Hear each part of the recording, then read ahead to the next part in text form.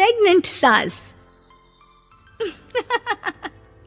जमाना कितना भी बदल जाए, इतना भी नहीं कि बहू घर आए और सास गर्भवती दिख जाए। देखो मीरा, माँ का पूरा ख्याल रखना है, उनसे अब काम नहीं होता है। क्यों, क्या हो गया है? तुम्हारी माँ तो हट्टी कट्टी दिख रही है, पूरी शादी में घोड़ी की तरह नाची है, अब क्यों काम नहीं होता उनसे? वो माँ प्रेग्नेंट है ना, बच्चा होने वाला है। मैं कभी भी भाई बन जाऊंगा इस साल के अंत तक। क्या बोल रहे हो? वो सर पर हाथ रखकर बैठ जाती है। यार पहले क्यों नहीं बताया? कैसा मजाक है ये?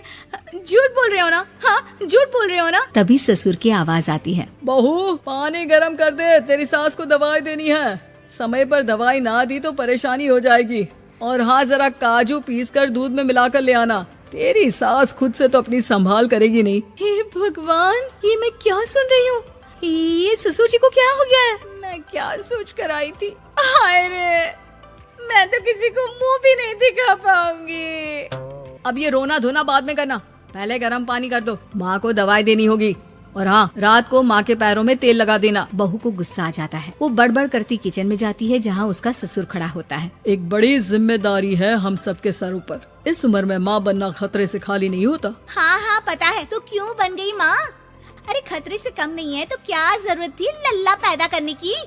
कैसी बात कर रही हो बहू? क्या तुम खुश नहीं कि घर में एक नया मेहमान आएगा, छोटे छोटे पैरों से पूरे घर में घूमेगा? पिताजी, ये हाथ जोड़े आपके, आप यहाँ से जाओ। ये शायरी बाद में बताना, अभी मैं पानी गरम करके थर्मस में दे देती हूँ। सारा दिन पिलाते रहो गरम पानी। और हाँ, ये बच्ची की बात बार बार मुझसे कोई नहीं करेगा। बहू का पारा अब चढ़ा ही रहता था। वो काम तो सारा करती, लेकिन किलस किलस कर। मीरा सारे काम से फुर्सत पाकर बैठी होती है कि माँ का फोन आ जाता है। बेटा, बहुत बड़ी जिम्मेदारी है तेरे सर पर, अच्छे से निभाना। ससुराल में हर किसी को खुश रखना वैसे तो मुश्किल है, लेकिन भगवान ही हिम्मत देता है बहू को हर कुछ सहकर सबको खुश रखने की। क्या बड़बड़ किए जा रही हो माँ? जानती भी हो कि यहाँ क्या चल रहा है? मेरी सास, अरे तेरी सास तो देवी है देवी। कितने खुश हो रहे थे सारे तेरी सूरत देख देख कर।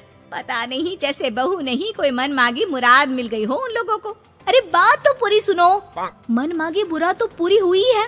अरे मेरी सास को बच्चा होने वाला है, प्रेग्नेंट है वो। क्या बकवास कर रही है मीरा? ये बात किसी को कहना मत। मुझे तो बता दिया, लेकिन अब अपनी जबान सिल ले। कहाँ है तेरी सास? बात तो करा मेरी। पूछू जरा, पोता पोती खिलाने की उम्र में खुद का बच्चा खिलाने का शौक कहाँ से आ गया? और आया भी तो बताना तो चाहिए था। अब क्या नाक कटाने के लिए हम लोगों से रिश्ता जोड़ा है? रुक, तेरे पापा से बात करती हूँ। मीरा फोन रखकर लेट जाती है। वो एक सपना देखती है कि उसकी गोद में एक बच्चा खेल रहा है। भाभी की गोद में कितना खुश दिख रहा है ना, लग ही नहीं रहा कि भाभी है। मैं तेरे लिए क्या लाया हूँ, सोने की बालियाँ। तेरी शादी में तो मैं बुढ़ा हो जाऊंगा ना। अरे कैसी बात कर रहा है बेटा, इसकी जिम्मेदारी तो तू ही लेगा। हम लोगों का तो कोई भरोसा नहीं, कब ऊपर वाला उठा ले। बहू को सास को देख देख कर गुस्सा आ रहा था। तभी वहाँ पड़ोसन आ जाती है। अरे बहू, तुझसे तो पूछने से भी डर लगता है कि कब खुशखबरी सुना रही है। अब तो अपनी 1 महीने की ननद की ही जिम्मेदारी संभाल ले, बहुत है। अपने जेवर भी रख देना और पैसे भी जमा करना शुरू कर दे। वो बात आगे बढ़ाती उससे पहले ही बहू जोर से चिल्लाकर उठ जाती है। नहीं नहीं नहीं नहीं, मैं अपने जेवर किसी को नहीं दूंगी।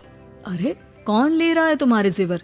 तुम औरतें भी ना सपने में भी जेवर ही संभालती रहती हो। मैंने जो सपना देखा है ना, सुनोगे तो होश उड़ जाएंगे।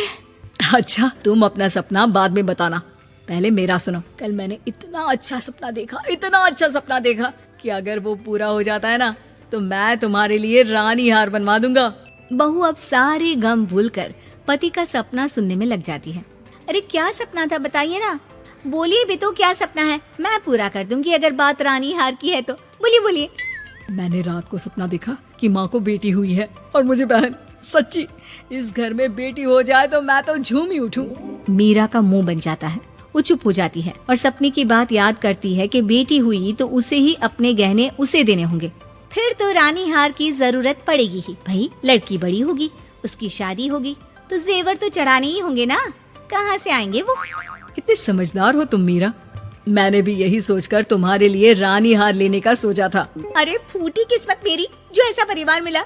मेरे पापा की तो मैं अभी क्लास लगाती हूँ, जो सब जानते हुए भी ऐसे परिवार में मेरी शादी कर दी। बहू पिता को फोन लगाने ही वाली होती है कि ससुर की फिर से आवाज आती है। बहू गरम पानी ले आ जल्दी, थर्मस में खत्म हो गया है।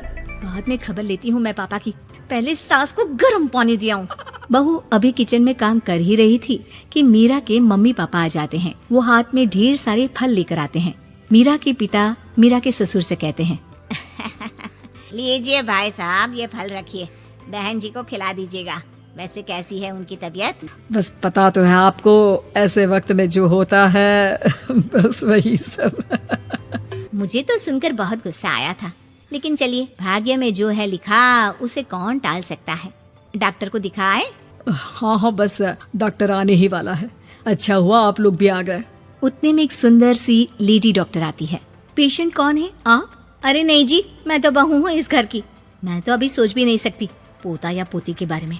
अभी तो मेरी सास ही। अरे चुप हो जाना, देख तो ले, डॉक्टर है ये, किसी के भी सामने गुस्सा फोड़ देती है। डॉक्टर कमरे में जाती है और थोड़ी देर बाद बाहर आ जाती है। पीछे से सास भी निकल आती है। हे भगवान, इतना दुख तो किसी को भी ना दे जितना मुझे दिया है। देखिए बहन जी, आप लोगों को तो ये सोचना भी नहीं चाहिए था। वही तो मैं भी कह रही थी कि आप लोगों के लिए तो सोचना भी गुनाह है, लेकिन अब पछताए होत क्या जब चिड़िया चुग गई खेत। डॉक्टर वहाँ से चली जाती है। मैं माँ नहीं बन सकती, मैं प्रेग्नेंट भी नहीं हूँ। ये कैसे? तुम तो बोल रही थी कि अरे वो गैस का दर्द था और पेट भी गैस से फूल रहा था। डॉक्टर ने चूर्ण दे दिया है, गर्म पानी से फाँकना है। हाँ? मैं अभी लाती हूँ गर्म पानी। अरे मैं तो गीजर ही लगा देती हूँ। हाय रे, खुशी के मारे पागल ना हो जाओ।